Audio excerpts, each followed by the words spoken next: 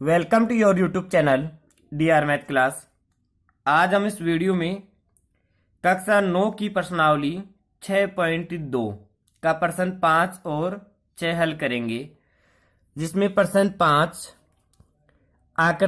इस आकृति में ए बी समांतर सी डी, ये ए बी रेखा और सी डी रेखा आपस में समांतर है।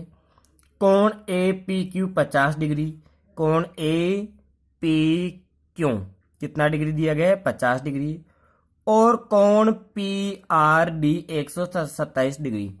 तो कोण पी आर डी 127 डिग्री दिया है, तो एक्स और वाई ज्ञात कीजिए। तो हमें एक्स और वाई के मान ज्ञात करने हैं।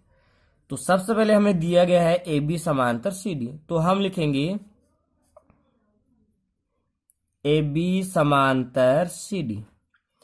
अब जब दो रेखाएं समांतर हो और उनको एक तिर्यक रेखा काटे, तो उनके अगर वो जेड की आकृति वहां बना लेते हैं, देखो यहां जेड की आकृति बनेगी, बन गई ये जेड की आकृति, तो ये दोनों कोण कहलाएंगे एकांतर कोण। 50 और एक्स क्या कहलाएंगे एकांतर कोण। तो इस कोण का नाम क्या होगा ए पी क्यू। तो लिखेंगे कोण ए पी क्यू किसके बराबर होगा, ए पी क्यू किसके बराबर होगा पी क्यू आर के बराबर कोण पी क्यू आर। अब ये बराबर क्यों हुए, क्योंकि ये क्या है एकांतर कोण है। एकांतर कोण समझ गए, जब दो समांतर रेखाओं को एक त्रिरेखा काटती है और वहां पे जेड की आकृति बन जाती है, तो वो कहलाएंगे एकांतर कोण। अब ए पी क्यू कितना है 50 डिग्री, तो हम यहां लिख देंगे 50 डिग्री। और पी क्यू आर कितना है, पी क्यू आर है एक्स, तो एक्स हो गया 50 डिग्री। तो हमने निकाला था एक्स का मान, तो एक्स का मान कितना आ गया 50 डिग्री। इसको इस प्रकार भी हम लिख सकते हैं एक्स बराबर 50 डिग्री। तो हमने ये एक मान निकाल लिया एक्स का मान, तो ये इसका एक आंसर हो गया। दूसरा हमें निकालना है वाई का मान। तो वाई का मान निकालने के लिए क्या करेंगे, देखो जब यही ए बी और सी डी समांतर है, तो यहां पर भी देखो जेड, और इसको ये त्रिरेखा पी आर काट रही है, तो यहां पर भी देखो जेड की आकृति बनेगी ऐसे, और ऐसे ये जेड की आकृति बन गई। तो ये दोनों कोण और ये वाला कोण भी क्या कहलाएंगे एकांतर कोण। तो इस कोण का नाम होगा ए पी आर। तो हम लिखेंगे कोण ए पी आर बराबर किसके बराबर है ए पी आर इधर पी आर क्यू बराबर पी आर क्यू। ये बराबर क्यों है, क्योंकि ये भी एकांतर कोण है, यहां पर भी जेड की आकृति बनी थी। अब ए पी आर दो भागों में बटा हुआ है, यहाँ पे 50 और वाई में 50 डिग्री और वाई यानी ए पी आर, यहां तक का कोण देखना है, इन दोनों को मिला के। तो यहां लिख देंगे अपन 50 डिग्री प्लस वाई, और पी क्यू आर दिया गया 127 डिग्री, तो यहां लिख देंगे 127 डिग्री। अब वाई का मान निकालने के लिए 50 का हम सीधा पक्षांतरण कर देंगे, तो वाई बराबर 127 माइनस 50 डिग्री। अब क्या करेंगे माइनस कर लेंगे, वाई का मान आ जाएगा। तो वाई बराबर 7 में से 5 घटाएंगे, 7 में से 0 घटाएंगे तो 7, और 12 में से 7 घटाएंगे तो 7। तो वाई का मान कितना आ जाएगा 77 डिग्री। तो ये हमने वाई का मान भी निकाल लिया, एक्स का मान 50 और वाई का 77। प्रश्न नंबर 6, आकृति में पी क्यू और आर एस दो दर्पण है। तो ये पी क्यू और आर एस दो दर्पण है जो एक दूसरे के समांतर रखे गए हैं।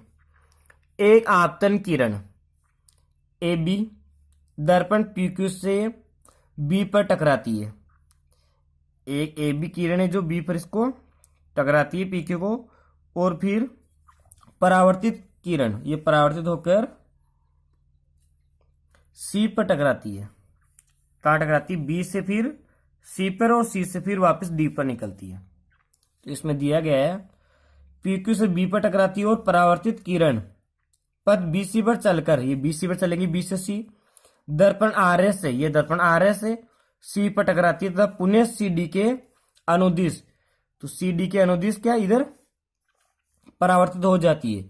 और आपको सिद्ध करना है ए बी समांतर सी डी। क्या सिद्ध करना है, ये ए बी और ये सी डी जो किरणें हैं ये समांतर है क्या। तो अब समांतर कब सिद्ध कर पाएंगे अपन, जब ये वाला कोण और ये वाला कोण अगर हम बराबर कर दे, क्योंकि जेड की आकृति बनी हुई है और समांतर सिद्ध करना है हमें।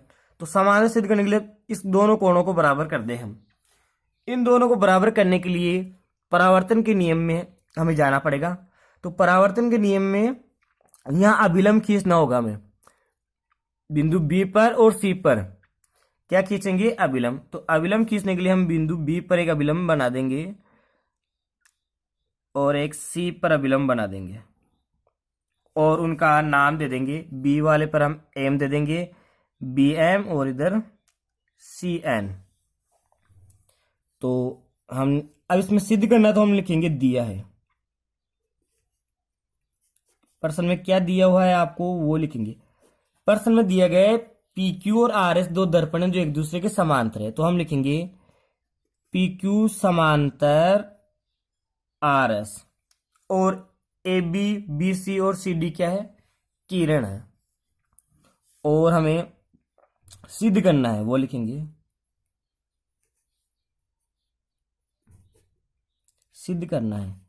सिद्ध क्या करना है आपको, ए बी समांतर सी डी। तो लिख लेंगे ए बी समांतर सी डी, ये हमें सिद्ध करना है।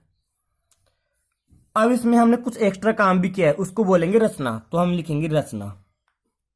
तो रचना में क्या जो हम चित्र में एक्स्ट्रा करते हैं उसको लिखेंगे। हमने क्या किया, पी क्यू पर बी एम लंब खींचा है। तो लिखेंगे पी क्यू, लंब के लिए हम उल्टा टी बना देंगे, लंब क्या खींचा हमने, बी एम। और आर एस पे क्या लंब खींचा है हमने, आर एस, आर एस पे लंब खींचा है हमने सी एन। और यहां लिख देंगे खींचा है हमने, ये लंब खींचे इसलिए। अब आगे देखेंगे। अब इसको सुविधा के लिए हम इसको नाम दे देंगे कोणों का। इसका कोण 1, इसका कोण 2, और इधर कोण 3 और ये कोण 4 हम नाम दे देंगे अपने अनुसार। अब क्या करेंगे देखो, तो परावर्तन के नियम में क्या होता है, ये कोण 1 क्या है, आपतन कोण, और 2 है परावर्तन कोण। यानी अभिलंब और जाने वाली किरण के बीच में, अभिलंब और आपतन किरण के बीच वाला कोण कहलाएगा आपतन कोण, और अभिलंब और परावर्तित किरण के बीच वाला कोण कहलाएगा परावर्तन कोण। तो हम लिखेंगे कोण 1 बराबर 2, और परावर्तन के नियम में होता है आपतन कोण और परावर्तन कोण बराबर होते हैं। तो हम लिख देंगे, उत्पत्ति में सिद्ध करना है तो उत्पत्ति लिखेंगे, क्या लिखेंगे, कोण 1 बराबर कोण 2। अब 1 और 2 क्यों बराबर है, कारण दे देंगे।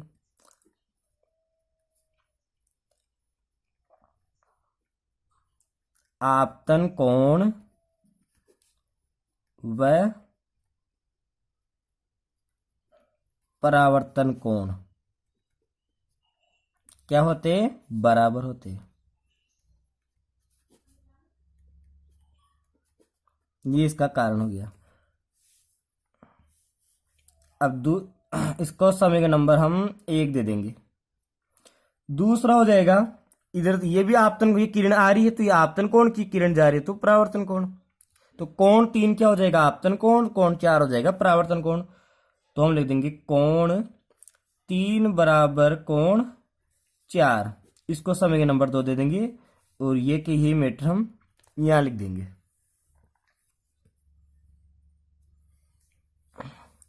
अब आगे देखना आपको, तो ये पी क्यू समांतर रेखा है, आर एस समांतर रेखा है। जब समांतर रेखाओं के मध्य अविलंब खींचे जाते हैं, लंब खींचे जाते हैं, तो वो लंब भी आपस में क्या होते हैं, समांतर होते हैं। तो इसीलिए बी एम और सी एन भी क्या होंगे, समांतर होंगे। तो हम लिख देंगे बी एम समांतर है सी एन के। क्यों है, कारण देंगे। तो कारण हो जाएगा समांतर रेखाओं के बीच खींचे गए लंब खींचे गए लंब समांतर होते हैं। तो ये इसका कारण हो जाएगा। अब जब बी एम और सी एम अब समांतर हो गए तो कोण 2 और 3 क्या हो जाएंगे, एकांतर कोण हो जाएंगे, क्योंकि इनको त्रिरेखा काट रही है।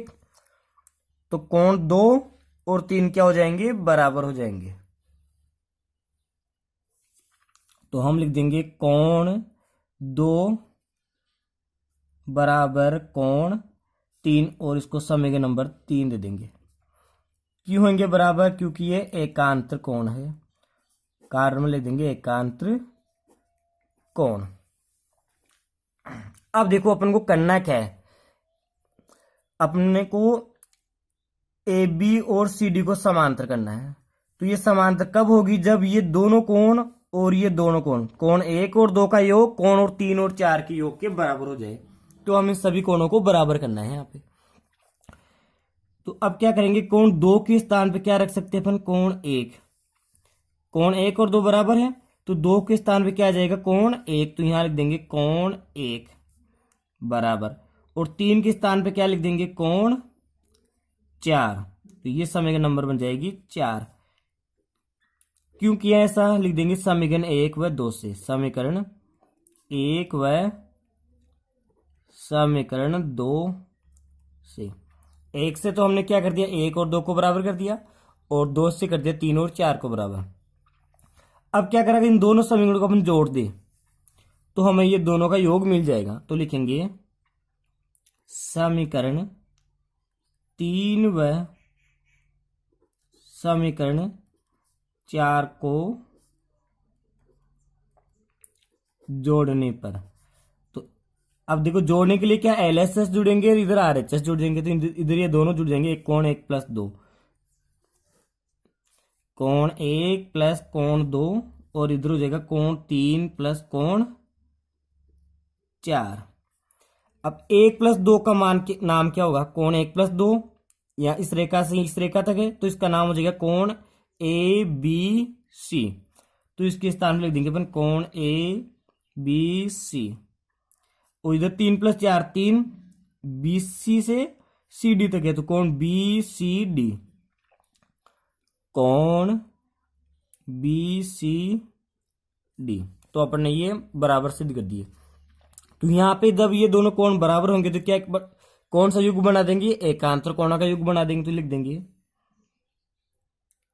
चूंकि यहां एकांतर कोणों का युग्म है, इसीलिए ये एकांतर कोणों का युग है तो क्या होगा, इसीलिए ए बी समांतर सी डी। और ये अपन को सिद्ध करना था तो लिख देंगे इति सिद्धम। अब एक बार देखेंगे समझेंगे क्या किया है हमने। देखिए अपने पास में पी क्यू समांतर आर एस था और अपन को लाना था ए बी समांतर सी डी।